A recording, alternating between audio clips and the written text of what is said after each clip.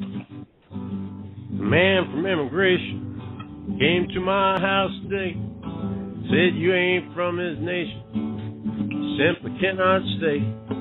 There's been a declaration, boy, your papers ain't no good. Your quick evacuation surely suit this neighborhood. No, you ain't no permanent resident. Now your name is mud. You ain't nothing but a transient. I can see it in your blood. Your temperament is badly bent. This is not your home. Load 'em up, move 'em out. Adios, shalom. You know, you've been on the show in the past, and we enjoyed talking to you, and it was such a, pleasure to hear some of the, kind of an evolution of what we always hoped would be the direction that other law enforcement agencies and political, law enforcement political positions would take. And this issue came up with the military equipment being available for the sheriff's department, and explain to our listeners exactly how that all came about. Like we were sitting here. No, that's all great questions. One of the things my staff is always looking for ways to save the taxpayers' dollars through equipment. And one of my staff members came across a website from the federal government for military surplus. And we've never taken any firearms. We've never taken any rifles. I really don't see the need for that. We did take some laptop computers and some things called Go Packs for the deputies. They can put in their cars, and it carries water and other supplies for them. We did last year accept a vehicle. Well, I had no idea how big this vehicle was, and we applied for it, and it brought in. It wasn't a weaponized vehicle, but it was an MRAP, MRAP, which is a mine-resistant ambush protected vehicle. And it was pretty shocking to see the size of that thing roll up on the streets of Saginaw. So trying to keep an open mind, as I always do, I said we'd take a look at it. It's in Saginaw, and the military says, hey, if you need parts for it, it's free, the vehicle is free, pay for gas, you insure it. So we hung on to it. But what I found was I hate to call it a lemon, but it really was.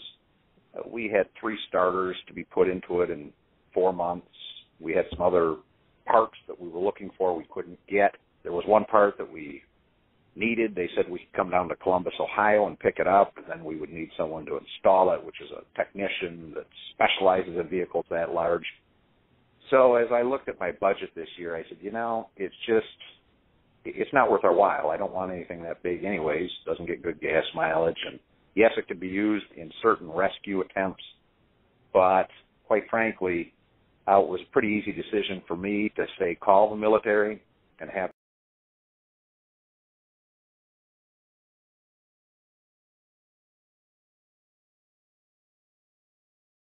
Like I say, the laptops were, I thought, a good idea. If they weren't going to use laptops, I sure could. We write a lot more reports than we shoot bullets, so I thought that was a good investment. That's a great attitude and a good guideline to use. We write more reports than we shoot bullets. I guess that goes into the question, too, about time spent by officers training with some of this new equipment as well. When grenade launchers are given out and MRAPs are given out, are officers taken off the street for specific training courses on these things? And is that itself sort of a burden on public safety? Well, that's another good point. That was something that I mentioned to my staff when we got that MRAP. I said, well, now tell me, who's going to drive this 18,000-pound vehicle? Who's qualified to drive that vehicle? Who is an expert at doing that? Because not just anyone can. And we actually had to find 3 individuals that had the qualifications. And then, of course, you have to, if you have a grenade launcher, for goodness sake, I've never shot one of those. But, yeah, you've got to find it in your budget somewhere to train additionally. And we're already finding it tough to just maintain the training that we're required to do by the state of Michigan. So although you may get some of these things for free, you're right. That training is on you. It's on the taxpayer. And, the fuel that we would have spent on that vehicle is on the taxpayer. And it's just, again, it's wherever the taxpayers, if people are engaged. And I have no problem with media calling me and asking me what it is that I have, where's my budget. I stay within the budget. I'm not going to ask someone, and I said it specifically about the MRAP, I will not ask my citizens for more money to fund this vehicle. I won't do it. So those sheriffs or chiefs out there that have that equipment, they either have it in their budget or they're not afraid to ask their constituents to provide it to them. So I think that the people of those communities will actually bear what their local law enforcement agencies use and spend, or they should anyways.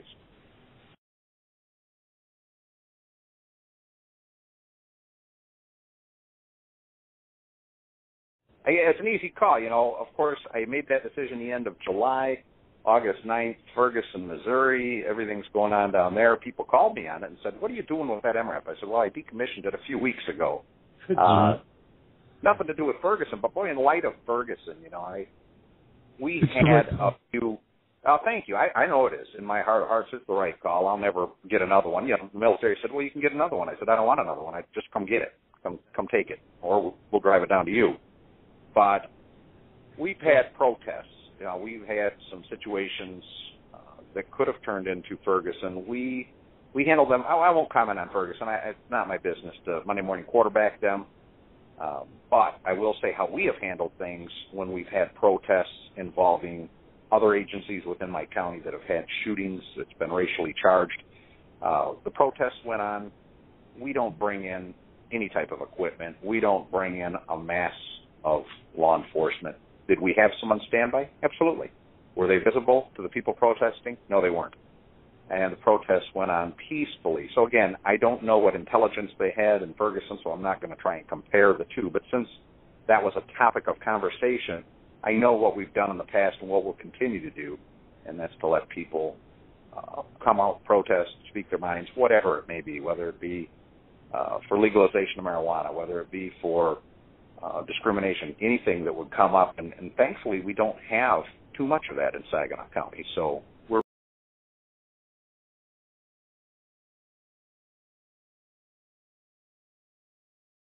your returning of the vehicle is a unique and another. I don't know how other sheriffs are responding to it. Maybe there's a Facebook sheriff's page. Yeah, tell me. I've had other sheriff's officers call me and say, hey, can we have it? I said, I'm not giving it to you. You can call the military. If they give it to you, they can give it to you, but I'm not going to give it to anyone. That's not my place. You can call the military. If they give it to you, then it's yours, but I'm just sending it back where we got it.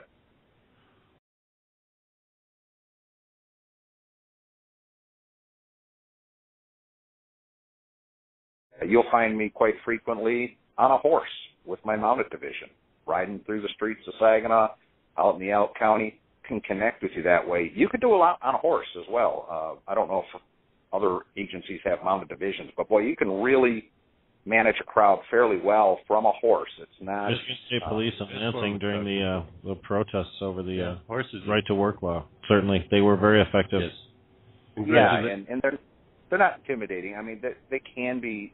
They're a big animal, and they're intimidating just to sit on one if you're not used to it. But they're a people-friendly type of vehicle, if you will. And it can be used in an urban area. It can be used, I went down with my mounted division. There were 7 of us. We had a free jazz concert down on the Saginaw River by the Temple Theater on a Friday night, and at the same time there was a concert in an outdoor amphitheater at the First Merit Event Park with Eddie Money and the Romantics.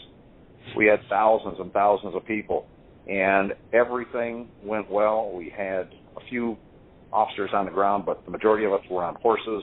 People really appreciated that. It was a family-friendly time for everybody involved, and yet if there were large crowds or if there was any disruption, we would have been able to handle that from the horses. So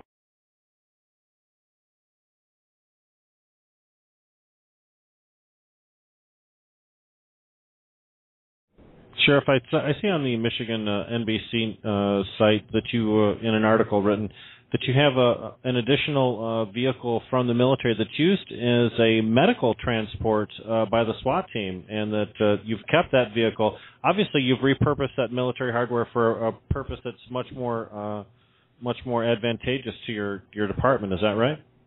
Yes, sir. We have a regional SWAT team. It's called Emergency Services Team, and they go out on high-impact raids where there may be weapons. That's something that pretty much every major county has. And so what we decided to do was, as an agency, have a team of physicians. These are doctors that work for me, EMTs, and that vehicle is marked up with the medical symbols. I want everyone to know, if you see that Humvee, it's going to have not Saginaw County Sheriff emblazoned all over it. It may have that logo, Saginaw County Sheriff, but it's going to have the medical emblem on it. I want people to know it's a vehicle, like a MASH vehicle. These physicians go in, they follow the team. If someone were to get injured, whether it be one of the SWAT team members or a citizen, we have physicians that have their equipment in a larger vehicle. We used to have an old ambulance, but the engine went out on it. It was one of those Ford F-350s with the big box on the back ambulance, and it was pretty old. So when we got that vehicle from the military, we did repurpose it, and it's only used for my physicians and EMTs. And people are good at that. You know, we used it a couple of times during some snow events last year when we couldn't get our two-wheel drive Tahoes. We only have 2 four-wheel drive vehicles, and we needed to get out to the public, so we did bring it out to go on a few calls and get some people in. If doctors or nurses needed to get to work and they couldn't make it, we picked them up and brought them in. So there's a place for everything, and again, it comes, I believe, from leadership. That was my decision to do that. I won't let it be driven for anything else or used for anything else.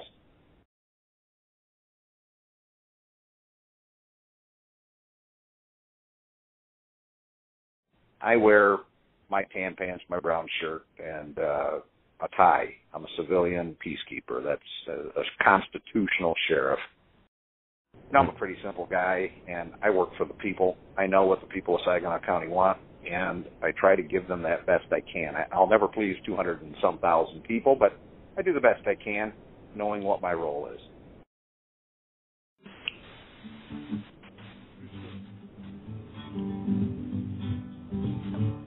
I said with fascination, sir, please help me to understand who got such duration that's still living on this land.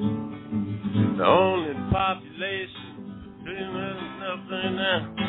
That silent congregation pushing Daisy 6 feet down. Don't want to be a permanent resident. I just